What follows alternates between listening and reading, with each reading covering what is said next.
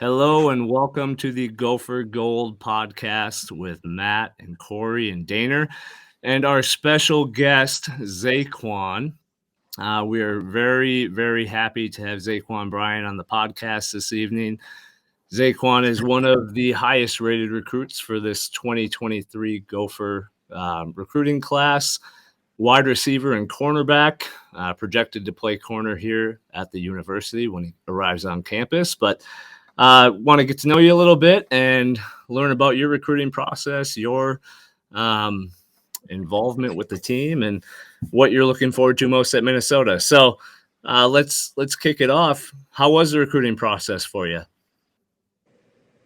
At first, the recruiting process, just getting your name out there and going to these big camps and going against others was a pretty good deal. And it started off slow, but as you get into it, coaches start to talk to you more, and you start to get involved in with the recruiting process of different. I would just say that it started off really slow. Was that difficult starting off slow, or did you just always believe in your talent and that it would show out? I know that one day would pay off, as my dad always told me. So I just sat back and waited. That's awesome. So how did things start with Minnesota and PJ Fleck? At first, stayed in touch with Coach Haynes. We talked, and I went up there on a couple of visits, unofficial visits, just to see the town, see the field, and see what Minnesota. Then after that, when I committed, I started talking more with but I started talking more with Coach Fleck, and we FaceTime a lot. We every day. I text him every day. We just chat about different things outside of football, of Minnesota, the people of Minnesota. But yeah, being a tight relationship. That's awesome. What stuck out to you? Two-part question. What stuck out to you most about Minnesota on your official visit? Football wise, program, coaches, facilities, all of that. And then what stuck out to you or what surprised you outside of football with Minnesota? Well, what surprised me in football, the coaches. When I went up there, my unofficial visit, it was a day that every single coach from every different position was there, and they talked to me, talked to Coach Fleck, and then the practice is there at my high school is fast. Everybody is involved. The coaches is not sitting around not doing anything. They always involved doing something. Just the fact what stuck out to me. And then I'll say out of Minnesota, outside of football, definitely the people. When I went up there, there was a lot of people that I at the restaurant that I had went to go eat at. They saw that I had a unofficial Minnesota. They came and talked to me, and asked me about the school and asked me about Coach Fleck. So that really stuck out to me. Hey, they do call it Minnesota nice for a reason. We can be very very outgoing and stick our noses sometimes where they don't belong. But that's really cool. That stuck out to you. So you mentioned that things kind of started off slowly. Obviously, they picked up enough to start getting some Power 5 offers, but especially over the last couple months, I mean, I think all of us who follow recruiting have noticed that you have risen up the ranks and you're being talked about. On3, the recruiting site, mentioned that you're on the verge of being 4-star status, and your play throughout these first couple weeks of your senior season have solidified that, in my opinion. Over 200 yards receiving through the first 2 games. You had an interception, I think, 10 or 12 tackles, somewhere in there. So you've been balling out on both sides of the ball, highlight reel catches and all. So what is it like now that, from starting off slow to now being a really hot commodity, even though you're committed to Minnesota. Um, how is that different? Uh, a lot of different schools will try to talk to you, try to get you, convince you to come talk to the schools. But once I committed to Minnesota, I was 100% in, and I have a backup plan, but I feel like I don't need a backup plan with Minnesota. So I say that was really good. That's awesome. Do you pay attention to the recruiting rankings? Do you want to see your name move up, or do you not care about it at all? I mean, it's good to see your name. So I mean, I don't really care about the stars or anything like that. I mean, it's just something that like you're. It's not like you get stars and out of nowhere you become 10 times you was before. But I mean, the stars are good, but they're not attention to. Absolutely. Well, tell us. So, I mean, what we see as fans is, the huddle tapes and, quick highlight clips on Twitter. So not all of us get access to kind of the full ZaQuan Bryan or any other recruit experience. So, give Gopher fans an idea about your game. What do you love most about your game, and what really sets you apart from other players in the country? Football ever since I was 4. My dad played football. Basically, almost everyone in my family played football. So having that IQ that really in seeing plays develop a lot quicker and a lot easier than maybe some other people that helped me a lot in my game.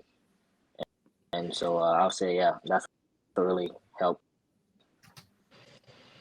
Absolutely. I feel like corner is one place that having that football IQ and those football instincts really plays a vital role. And people, the casual viewer may not notice that. Do you think there's anything else that goes, when people think of corners, they think of, well, yeah, you just line up across the wide receiver and you cover them. And Mm-hmm. obviously that sounds a heck of a lot easier, but what goes into playing corner that people don't realize outside of the football IQ? Definitely the footwork. Your feet work really good footwork. Your hips. You have to have loose hips. Say your vision. Uh, you have to see things that other people don't know. But and also you have to be able to play. Man is definitely one of the hardest things. So if you get your man, I would say that'll solidify you as a good cornerback. Absolutely, I'd agree with that. Um, and as far as that footwork goes, do you think playing wide receiver plays into that? You see a lot of great athletes in high school playing both ways as wide receiver and corner. Um, do you think that helps running those routes and having the footwork on the offensive side translate over to the defensive side? Yeah, it definitely helps. As DB, you have to break on 90-degree angles. So running routes at 45-degree angles and also 90. I mean, yeah, also really helps into playing DB. Yeah, absolutely. Um, Speaking of that, do you have any idea if the Gophers will give you some reps on the offensive side of the ball? The way you've been playing wide receiver this year, I know in the spring game when Justin Wally, who is one of the premier corners in the program right now, another SEC territory recruit for Fleck recently, freshman All-American. In the spring, his first spring game, he got a couple of offensive snaps. Now he is truly a lockdown corner. But have you talked to coach about any plans for the offensive side? No, I haven't talked to coach anything about offense yet, but near spring game, he'll let me get some offensive reps. That's awesome. We get creative in the spring game. I don't know if you saw the highlights of 6'8", 400-pound Daniel Falalele running the ball into the end zone. That was fun during the spring game. So on your on your game day, take us through your pregame rituals. What's it like for ZaQuan Bryan? 2 hours before kickoff. Are you listening to music? Are you silent and focused? What are you doing? Definitely listening to music. We have this little thing called a cadet walk that we a parking lot, and for like all the parents and everything to see us before the games. So I have my headphones in and listening to music, and then when we get in the locker room, put my stuff down, a little bit of stretching, catching the ball, get taped and whatnot, and just still listening. I zone in. I talk to myself a little bit. So yeah, I listen to music 90% of the time. And You're before the talking to game. yourself. What are you saying? Are you like, hey, this is gonna be a good game, ZaQuan? Like we're gonna go out there and ball. What are you telling yourself? I told myself, this is go do what you do. Show people what you can do. Show people and where you came from. That's it's I say a lot. But those are the main things I say. That's awesome. So outside of football, let's leave the gridiron for a second and talk about you. What do you like to do outside of football? Outside of football, I'm really active. Go fishing.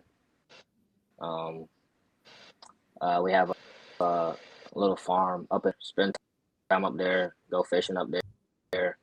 Uh, but other than that, I'm hanging out with my friends, talking about you know things that we did when we were little. We were either talking about that or arguing with each other about who was the best little league team that we had up, or we're just sitting down watching football games and just talking about things that probably nobody really talks about. So Getting deep. So have you talked to your fellow 2023 commit Tyler Brown about fishing? I noticed in his recruiting profile picture, he's got a Bass Pro Shops hat on, and wondering if you guys are going to be fishing buddies up here. them yet, but I'm gonna text them now. All right, let them know that's a topic of conversation. We're like 90% sure that the 10,000 Lakes played a role in his commitment to Minnesota being a fishing guy. Yeah. um, so a lot of talk around college football is surrounding NIL and kind of compensating the players for their play, and part of that on a lighter note, we're not going to dive into NIL, but on a lighter note, that's brought back EA Sports NCAA football, and I know the three of us as co-hosts here are big fans of the EA Sports college football video games. It's been gone for a while, but it's coming back next year. Your first year in college, it'll be back. Are you excited to play as yourself on a real video game? Yeah. You know, just seeing other people's names. Creating players that was it's pretty fun. But now, you see yourself. You're like, that was a dream come true. I'm excited for him to drop in NCAA. Absolutely. What do you think your overall is going to be on the first edition? It's gonna be a little low, so I'll say 69, 69, 70 maybe. All right. Hey, at least you're being fair. That's gonna rise up real quick. They just, they kind of Yeah. slapped that very basic number on for all the freshmen incoming, and that'll rise really quickly as the year goes on, I'm sure. Yeah. Sweet. Well, hey, pleasure getting to know you a little bit here, and we're gonna transition now to kind of a week one review, and you have been nice enough to be willing to join us for our review of week one and our preview of week two. So for all of our listeners here, ZaQuan's going to stay on and share his comments as he watched the game on Thursday, and you'll hear him chime in. But Dana, Corey, what did you think of week one? I was really impressed seeing the team just come out with a no-nonsense mentality. I think a lot of times when these Power 5 schools end up playing a New Mexico State or a smaller school, a lot of times they're just kind of hoping the game gets over with. But seeing Mo Ibrahim score his first touchdown had to be an emotional experience for him, for the team. See Trayson Potts get back out there after injury-filled season last year was great. I thought Joe Rossi was as passionate about this game as any of they cut to him on a pass interference blown coverage in the fourth quarter, and he was fired up. So things like that I really like to see. Seeing our old coach Jerry Kill and PJ Fleck shake hands pregame, I thought that was kind of the lead up to this game, was how that was going to go.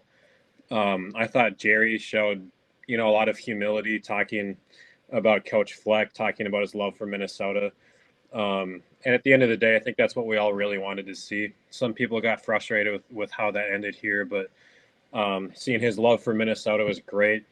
PJ Fleck being a class act is always about that. So overall, I was really impressed.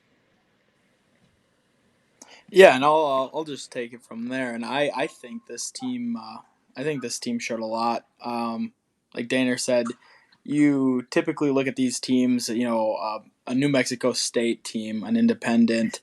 They are FBS, kind of in that G5 area, but they're the lower end. Typically you see a team come in like that and teams coast on it. They don't really show any flash. But I think this team didn't really open up the playbook, but they played with a lot of pride and a lot of heart. I think it was just that Bowling Green upset we all know about from last year.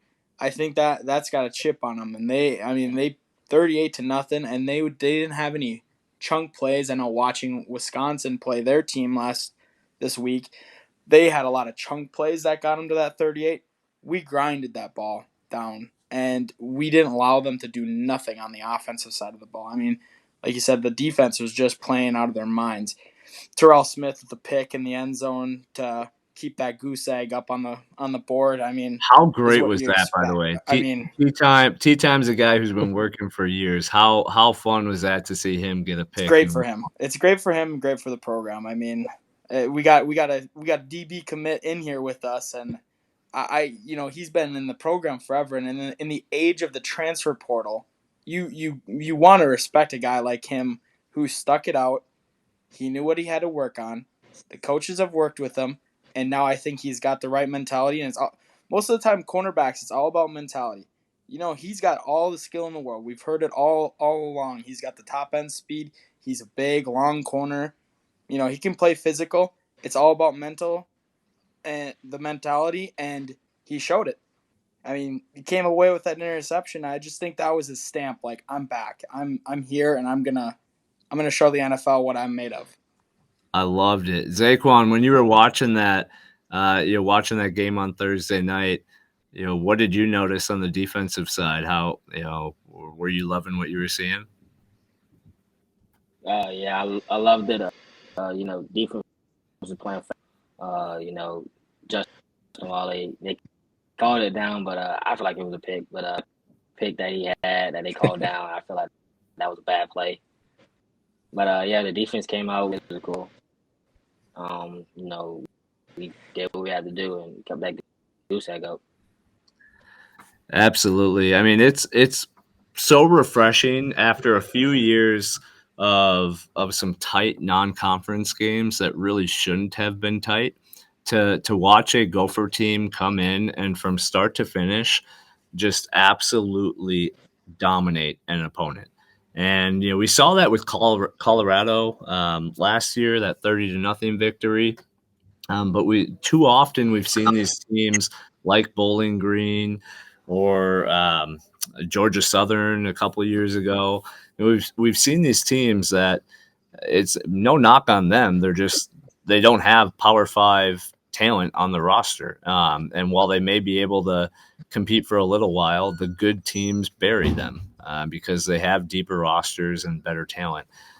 So, I mean, my takeaway from week one on that front was just thank you, PJ. He said after last season, he's like, I learned a lot in 2021. With the Bowling Green loss, with the Illinois loss, he came out of that season going, we make a couple changes here and there, and we're at the pinnacle again. So I learned a lot as a coach, and it was evident in week one. I mean, the playbook was vanilla, but I mean, the mindset was totally different than prior years. And you look at this Minnesota team. I mean, we've been Gopher fans, and a lot of people listening here have been Gopher fans for a long time. A 9-4 season would be an insane year. I mean, it was. Don't get me wrong. 9-4. It's hard to go that in a league like the Big Ten, especially. But Coach Fleck said after that, I need to do better. We had a lot left in the tank. We need to do better. And I admire a coach like that. He's raising the bar. He's raising the expectations. It's 9-4 season is, like he said, that's at least the expectations. We should get higher than that. Like, he knew there was a lot left in the tank with this team, and I think they're really firing it and they're showing it this year. Absolutely. Couple takeaways in game that I saw. One, we weren't worried about it, but we had questions surrounding how a new defensive line would perform. Obviously, you're talking about an inferior opponent, but the defensive line looked phenomenal. Jalen Logan Redding was outstanding. Thomas Rush had a sack. Danny Strigo made a few plays. And like ZaQuan, that makes your job way easier when you've got a D line who's putting pressure on the corner or on the quarterback. As a corner, you don't have to cover as long. Yeah. Yeah, it was just really impressive to see the depth there and see the talent flash when it should in a game like that. Like, you should see the talent flash.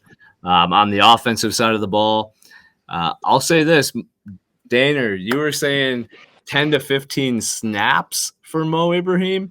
The man got 21 carries, let alone 10 to 15 snaps. He was a workhorse in a game that was 38-0. I loved seeing Mo back, and he looked like Mo again, and it was awesome. But I was just talking about this the other day. Like, as much as I love seeing Mo back, I really wish that number was cut in half, and he would have had like 10 to 11 carries, because I don't want to see him get worn down over the season. But it was fun. What do you think of Mo's return? Well, I'm not sure. Did I say 10, 15 snaps or touches? But either way, he got a lot more than either number. But yeah, I started to get a little bit nervous. I think it was starting the third quarter. Mo was getting touches. I was thinking, let's get Jordan Newman some touches. Trey Potts already showed that he's back. Just try to get these other guys some touches, because the last thing you'd want is someone get rolled up on in the third quarter. But yeah, I think it's safe to say that Mo felt comfortable. He felt, I think, re-energized. I think he had a lot to prove. There was a couple of runs where there was an A or B gap blitzer right in his face. He made that guy miss, went forward for 8 to 10 yards. There's only so many backs in the country that can do that. The guy he broke so many tackles. I believe it was 90 yards after contact that game. There's two ways to look at that. One, the offensive line is not doing their job, which I didn't really get the sense that was the take there. But the other one is that Mo is he's completely feeling back, because he made guys miss after contact. That second gear that he showed, just how elusive he is. And I watched another premier Big Ten running back in Braylon Allen the other day. have scoring that long touchdown, just kind of watching, sometimes when you score just quick plays like that versus the Mo style grind you out 10, 11, 12 play drives, they're both demoralizing. But Mo kind of not really having like those long runs sometimes, but instead he's seeing these D backs and he's looking to stick his neck out there and hit a guy. I'd imagine that's pretty devastating as a defensive back. Well, just to add on that, ZaQuan, I don't know if you ever get to play a guy kind of like a Mo in high school there, but like what would that be like if you had to go up against a guy like Mo, who he's not gonna avoid you for the contact, he's gonna try to run through you. Do you respect a guy like that? As a football player, or yeah, you kind of get a little chip on your shoulder when you go up against a guy like that. Is it all fun and games, or what do you feel? Yeah, that was like it's a chip on your shoulder because ball, but a running back that's not afraid of contact. I mean, he has a chip on his shoulder. He's gonna try to embarrass you, but I I played against a guy who last year and the year before that, and a couple of guys this year. Um, you definitely have to have a chip on your shoulder going against a guy like that, knowing that he's a big runner, he's a heavy attack. He's not going to try to make a move on you. He's going to try to go right through you. Definitely got to have a chip on your shoulder going against guys like that. ZaQuan, who's the best offensive play played against in your opinion? Um,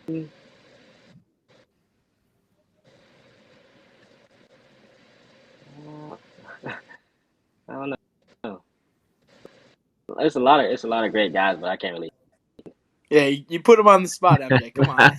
Hey, I was just curious. He was saying he mentioned a couple the year before, so I didn't know if there was somebody sticking out that he was looking I for. bet he's gone up against quite a bit of good talent. Down in the Georgia Peach State. That's a good pipeline for the Gophers. They got a lot of talent down there, and ZaQuan even right there. He's a good offensive talent. Transition to the Absolutely. defensive side for Minnesota. Hopefully, we see you on the offensive side here once in a while. Yeah, I think that Georgia pipeline is treating us pretty well.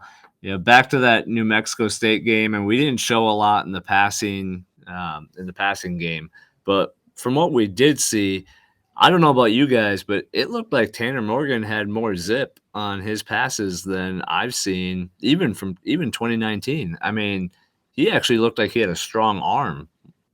I'll take this right away. Because a lot of people know that I am kind of a critic when it comes to quarterbacks, and I was kind of tough on Tanner Morgan via Twitter last year, but I'll bite my words.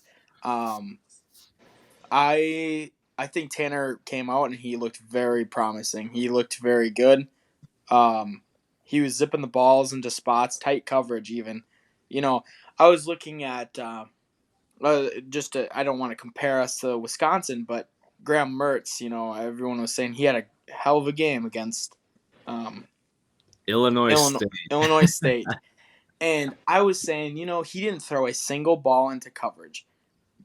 How can you even justify that? How can you even compare that? But watching Tanner Morgan thread the needle a couple times, the first couple throws especially. I mean, he was in rhythm. You can tell he just had the confidence to throw those balls into spots.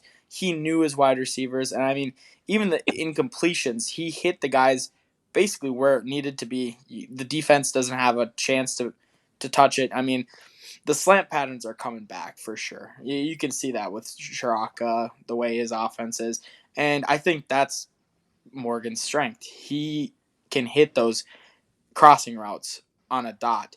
He doesn't have the strongest arm in the world.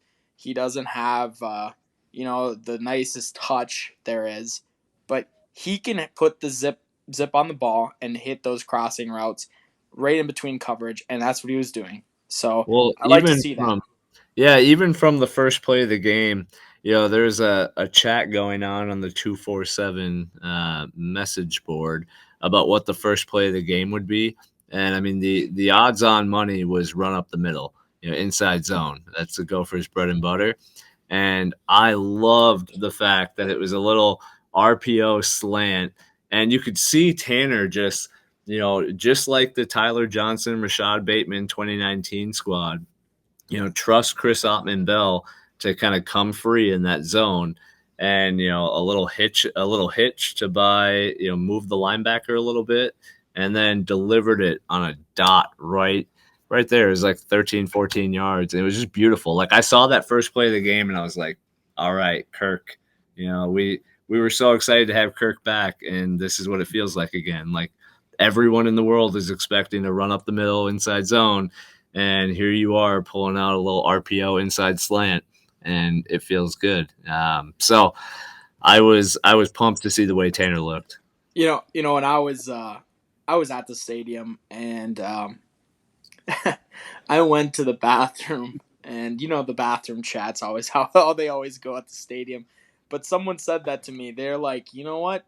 Kirk Shiraka, he made a statement in his first couple plays. He was throwing the ball, he was zipping them through. He basically wanted to make a statement. He probably had a difficult conversation with PJ Fleck. I'm gonna throw the ball right away. I'm gonna make that an emphasis and show everyone that we're gonna throw the ball this year.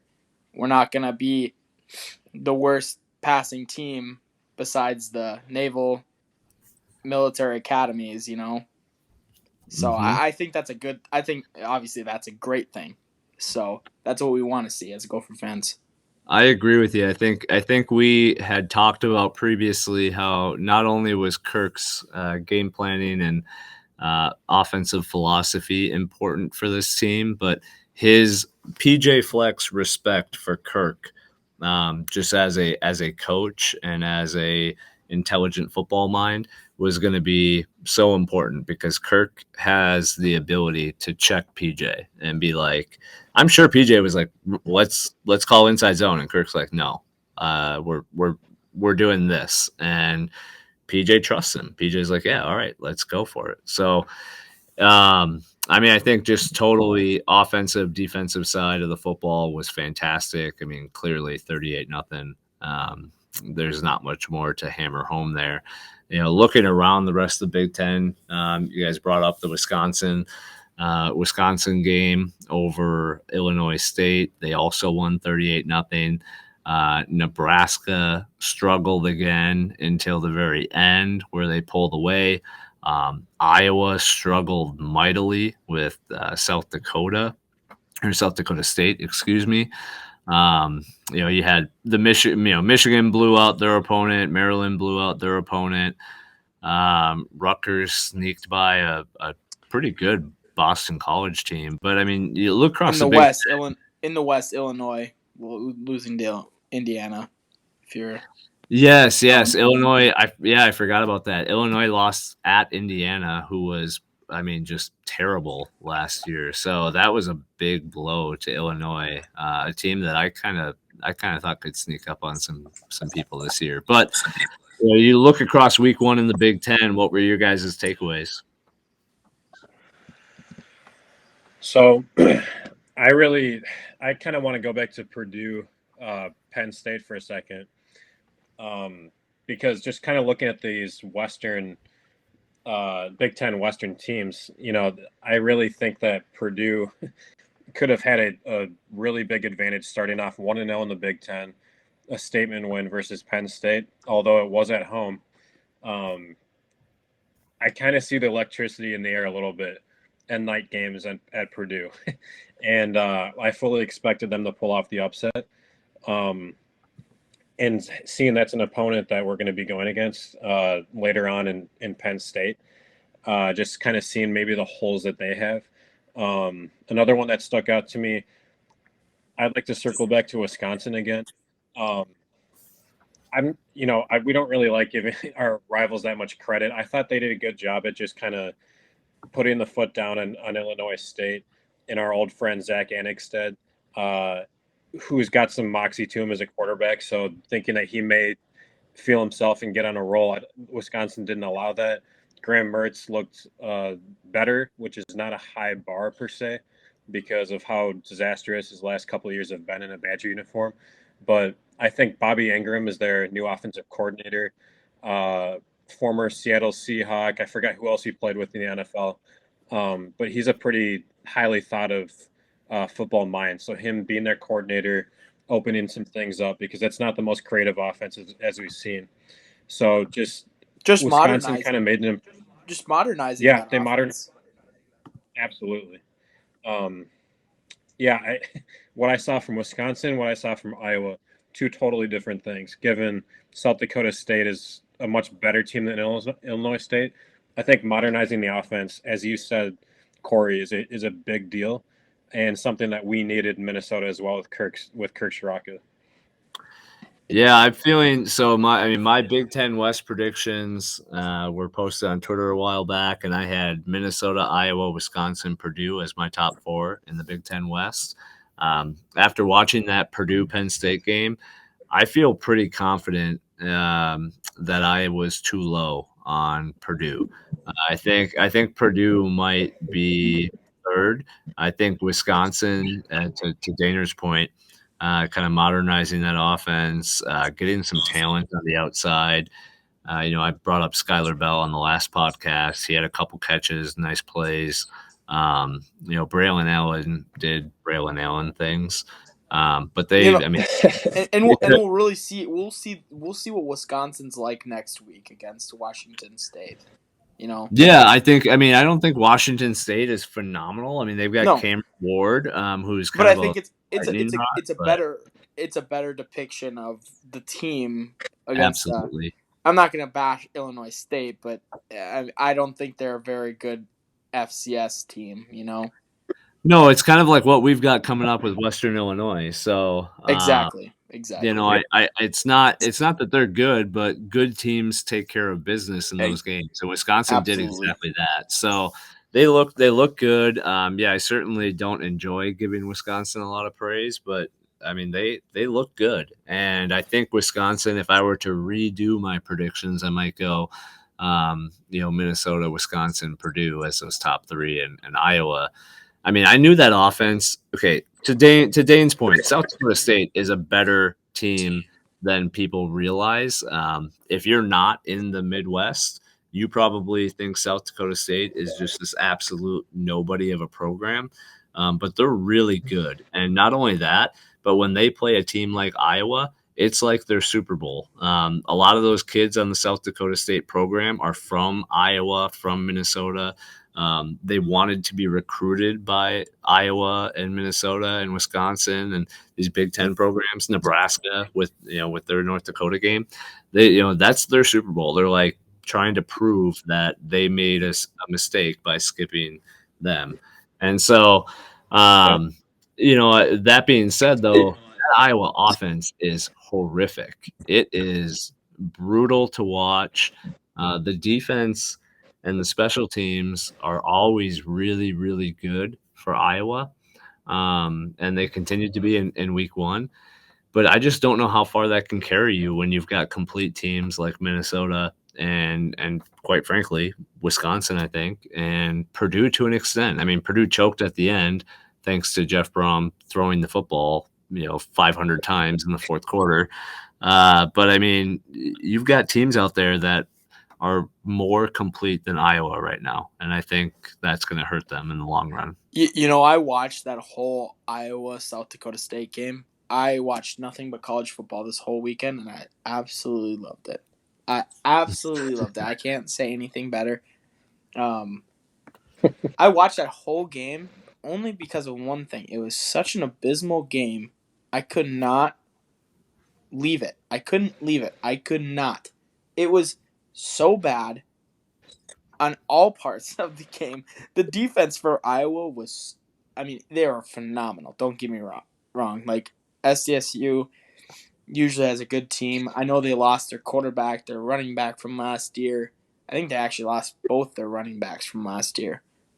So they didn't have a lot of offensive talent, so to say, and they lost their tight end one of the first plays of the game.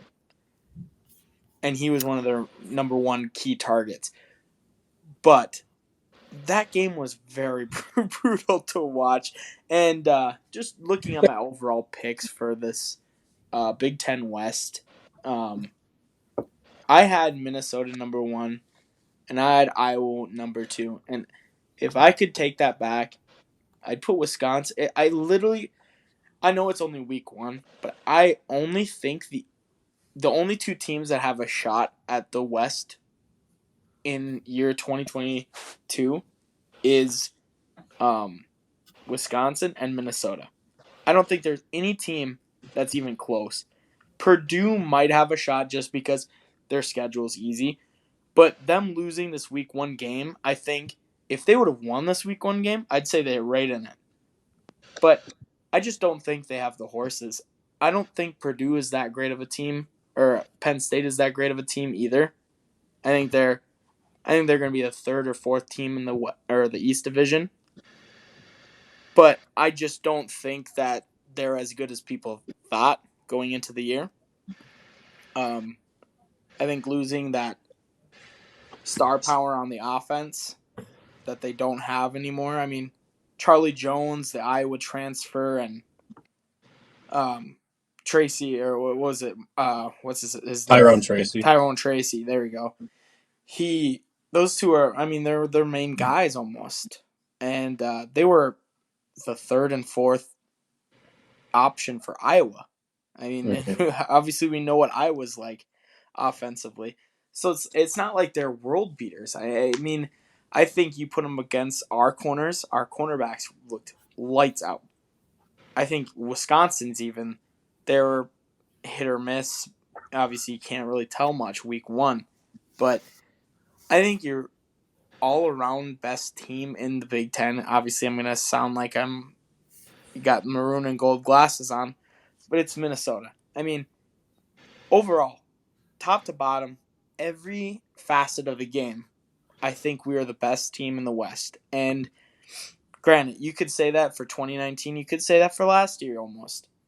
For looking at the roster, I think you could have said we had the best roster for the offense, the best roster for the defense overall. But granted, we didn't have Kirk Shiraka there. But 2019, I think we were definitely the best rounded team. I think we do it this year. I think this is our year, and I only think Wisconsin's the only one to take it from us, and I think that Week 12 game at Madison will be a big one. Yeah. One thing about Purdue, they haven't beat Wisconsin in almost 2 decades. So I think that bad juju, you can, I think, effectively chalk up an L for Purdue. And the thing about Purdue that no one realizes either is they've never won at Huntington Bank Stadium once since that was built. Yeah. Not once. They've not won there. So, we always hear about the Kinnick struggle. We always hear about the Madison, Camp Randall struggles for Minnesota. Purdue has it worse. They've never once won at our stadium. I think part of that is that our atmosphere hasn't eclipsed in Iowa for sure. Madison's hit or miss. I guess the student section has gotten some flack the last couple of years, but let's be honest, if it's a Michigan State at Wisconsin, people are showing up, electric atmosphere. But let's be honest about our fans were great last year. Before that, you really didn't know what the atmosphere is going to be like. So I think the more that becomes a factor, teams like Purdue are going to come in here, because one game that sticks out to me, I think it was game 1 of the Joe Rossi era. Blake Cashman had that strip fumble for a touchdown. Yep, against Purdue. Yep. Yeah, that was epic in the snow. They wanted nothing to do about that game. And our guys, I was day drinking that day, and I cracked a beer at 9 a.m. for the 11 a.m. kickoff, and it was so I was a couple beers deep, and I was like, "This is amazing." Yeah, we wanted to play. They clearly didn't. So that's Jeff Brom has 2 things against them, or 3 things. King Doru, former running back target for us, looks decent, but they're not going to be committed to running the ball. That's one thing. The Wisconsin hurdle that luckily we've kind of closed the gap a little bit. Purdue clearly has not. The second hurdle, the third, I don't think that they really acclimate to Big Ten weather still, and that's a little bit bizarre because you're recruiting in Indiana.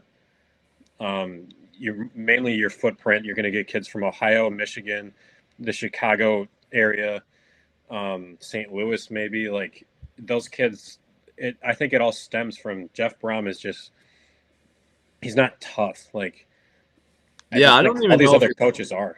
I don't even know if it's weather. I honestly think it's just the type of player he recruits. He's Yeah, looking for speedy, shifty athletes, and in this high flying offense. I mean, honestly, Jeff Brom recruits like he's playing in the Big 12.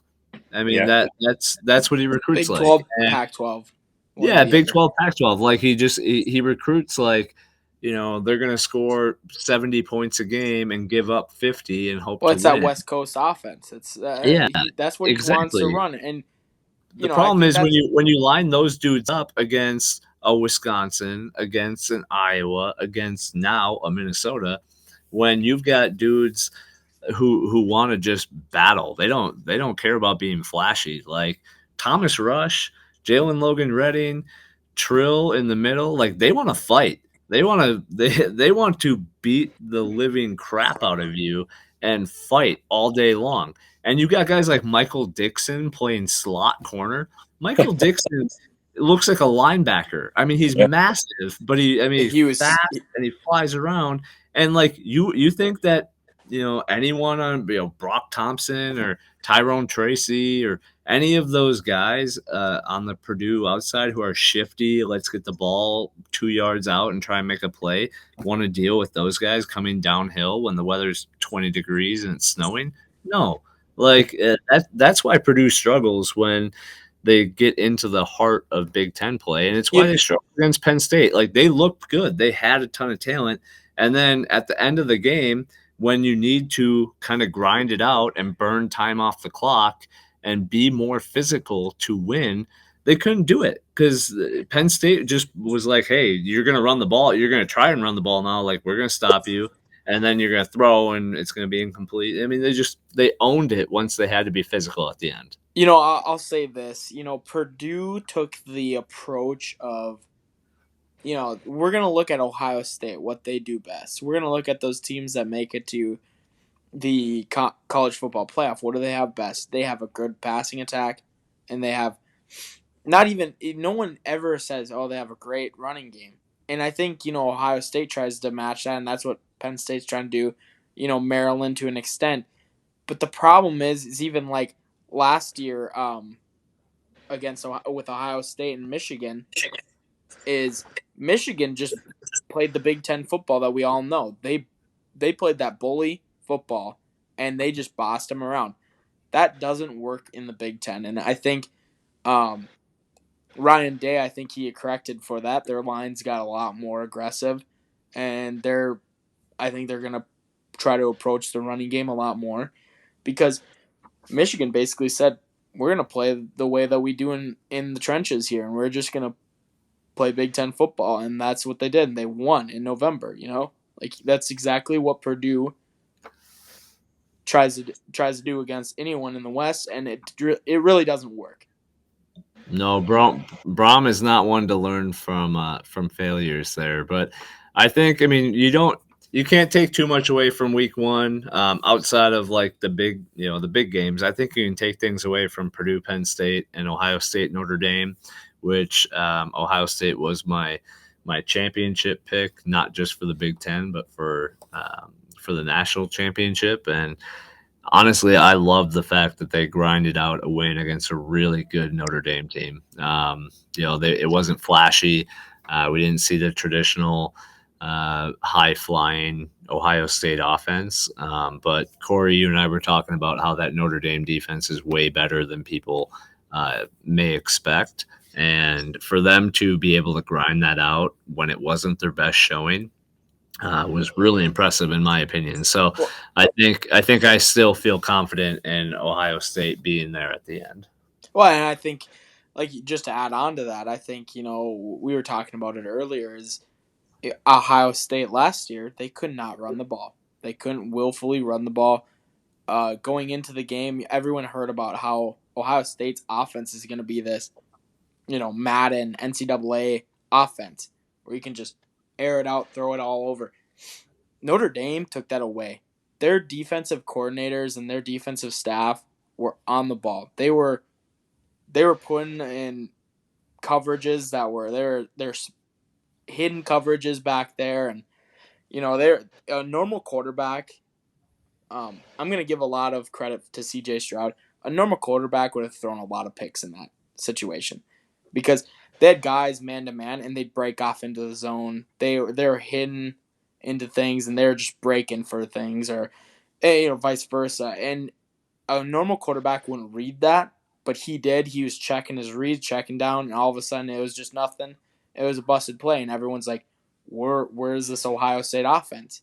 Well, they figured it out. Like you said, they willfully ran the ball on them. They just played some, typical Big Ten football, so to say, Yeah. and they won Marcus it that way. Marcus Freeman is going to make Notre Dame a problem. Notre Dame has always been a helmet school, and they've been traditionally good, but they haven't been great for a while. They start playing the Ohio States, the Alabamas, the Georgias of the world, and they get just completely demolished. And that's not going to be the case with Marcus Freeman. That guy is a savant football wise and defense wise. Like he's so smart when it comes to defensive football. And I mean, he's just a personable dude. Like I watched him pregame talking to the reporter, and I'm like, God, I feel this way about PJ. Like when I see PJ talk, I'm like, I would want to play for that guy. And I see Marcus Freeman talking, I'm like, I would want to play for that guy. Like he is charismatic. He's got the helmet behind him, that helmet school nature of Absolutely. Notre Dame. I mean, he is going to get top level talent, and he actually knows how to coach them and develop them. And it's not going to be, a soft team. I mean, we're I don't know if you guys are watching the LSU Florida State game right now, but LSU is getting just handled by Florida State, and it's Brian Kelly. It's Brian Kelly football. Like Brian Kelly Yeah. can recruit and he can coach a little bit, but his teams are soft. I mean, he's like Jeff Brom on a higher level, and his teams are always soft. And we're seeing that at LSU. Marcus Freeman's not that. So, anyways, Yeah. I think week one takeaways is that the Big Ten West is maybe not as open as I guess it's kind of what we thought going into it. Maybe a little less open than we thought. I think there is a very clear group of teams that are at the top, but the Big Ten overall has a lot of talent on both the East and the West side, and it should be a fun race. So moving forward here, week 2, Western Illinois comes to town. They are a terrible football team. I'm not going to sugarcoat that. They're coming off of a week 1 loss to UT Martin, who is a ranked FCS school, but certainly not someone that should scare anyone at a Power 5 level. They lost 42-25. Their offense was pretty meh. Their defense was clearly terrible. They've got a playmaker at wide receiver, a transfer from Sacred Heart, Nassim Brantley, who had 170 yards and 3 touchdowns. I don't think that's going to be a concern given our secondary is absolutely elite. But this is, again, another bad football team. I would equate it to the Wisconsin-Illinois State game from week 1. We should handle them pretty easily. How are you guys feeling? I think it's going to be another week to get guys like Ariante Ursary some solid reps that he needs. We'll see about Axel Rushmeyer, what his injury status is, but I think really my biggest thing I'm looking forward to is just seeing a solid offensive line unit go too deep, see how these guys communicate. I'm not really sure if I expect them to be better than New Mexico State, but I think the same things that we had in week one, where we want to get these backups a lot of reps because, again, I say it all the time. This redshirt rule, I love it so much. It was such a shame years ago if a kid got in there for one special teams rep, boom, your red shirt is burned. So I'm looking forward to seeing guys, maybe Coleman Bryson getting out there, just to name a few. I think these like um, Gage Keys, just guys behind the newer defensive line guys that are coming in to replace Mafe, replace Automiu. Um, I think it's going to be something like a 44-7 game, something like that. I think we're going to throw in the first half a little bit, second half, just do what we can to bleed that clock. But Tanner Morgan is going to continue to, I think, go through his reads. I think MJ noted that on Twitter last week. Read one or two might be open, but he's challenging himself. He's getting better, getting used to hitting these check down routes or your third and fourth read, like we saw with the tight end Nick Collar up an under center play. By the way, something that is a little bit rare for Gopher football, but fun to see. So my prediction is going to be 44-7. It's going to be a nondescript game for us, as much as that point total might suggest otherwise. But just getting us healthy to Colorado, that's the main goal. I'm not even going to touch the score because I don't even want to start with what I think it's going to be. I think, Dane, you're pretty close on that score prediction, but what I want to see from the offensive side of the ball, I just want to see this offensive line just get snaps, get reps, working together. I want to see some continuity, getting familiarized with each other. I think just getting the running back room reps. I think Morgan will be fine. I don't think you need to give him many reps throwing the ball. We saw it a little bit here and there. I think giving him maybe 10 throws in this game will suffice.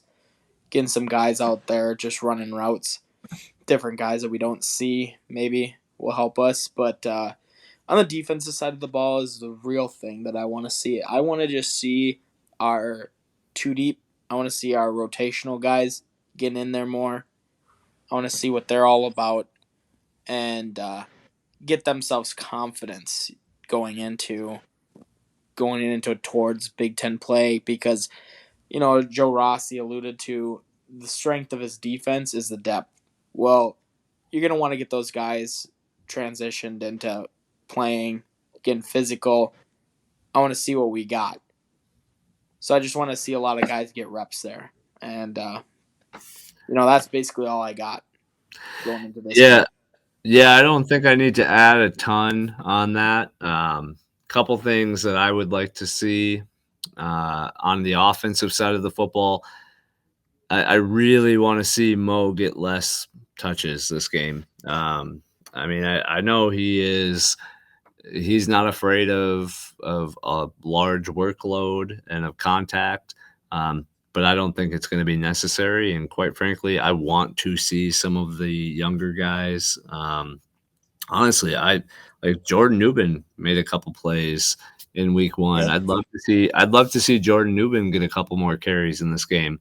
I'm not saying that you give Mo 5 to 10 carries and bench him. But let him play a few series. Once you're up by 3 touchdowns, like let's start seeing some Trey, some Bryce Williams, some Jordan Newman, and let's lighten that workload.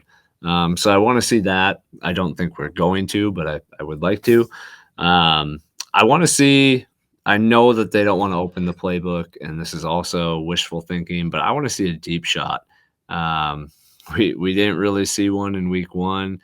We saw some kind of intermediate routes, but I want to see a bomb down to Dalen Wright, Chris Ottman-Bell, whoever it is. Like I'm just itching for it, so I'm going to ask for it every week until it happens. I don't think we're going to see it until Colorado, I was just gonna say I don't think we'll see it until Colorado, but No, I'm there's itching no for it real too. reason. Yeah, there's no real reason for it. I'm a huge Wright fan as a former wide receiver myself. Like I Absolutely. love watching those plays. And my confidence in Tanner Morgan after watching him throw the football in week 1 is higher. So I want to see what he can do pushing the ball downfield. Um, Defensively, I just want to see the same level of focus that we saw in week 1. You know, I regardless of players, whoever is out there, rotations, any of that. I mean, week 1 we saw a laser focused defense, and I think Daner, it was you who commented on Joe Rossi, cussing out people in the press box in the fourth quarter of a 38-0 game. Like, clearly he has something to prove, and there's not that he needs to prove anything, but he wants to make a statement. He wants this defense to not just be like a top 25, like this is a great defense. He wants his defense to own people. He brought in the corner room had some nice pieces, and we had Tea Time and Wally, and he brought in 2 big time transfers because he was like, hey, I'm pushing everyone at this point. Everyone is going to get pushed, and I want this defense to be the best in the country. So I want to continue to see that focus. Whoever's out there, I'd love to see some more of the D line. The younger guys flashing, Strigow and Jaw, and even some of those D tackles that are younger, Schuster and Devin. And so that's kind of all I'm going to be looking for. I think the score is going to be, I don't know if we quite get to 44. I mean, PJ just doesn't play that kind of football in non-conference games. So I think it's going to be something like 34-7, 34-10. I mean, we might, if we lose focus, we might give up a little bit. Western Illinois has some playmakers on the outside, as I mentioned, so maybe someone gets loose. But overall, I think it should be a wrap, and we should go 2-0 and moving into our first Power 5 opponent. So with that being said, I think we are wrapped for this week's show. Thank you very much for joining us, Gopher Nation. I want to say a special thank you to all of you for your support on the launch of this show. I think I speak for Corey and Daner and Max, who couldn't join us tonight, that the support that you've given us on Twitter and on message boards, wherever it may be, is really awesome to see.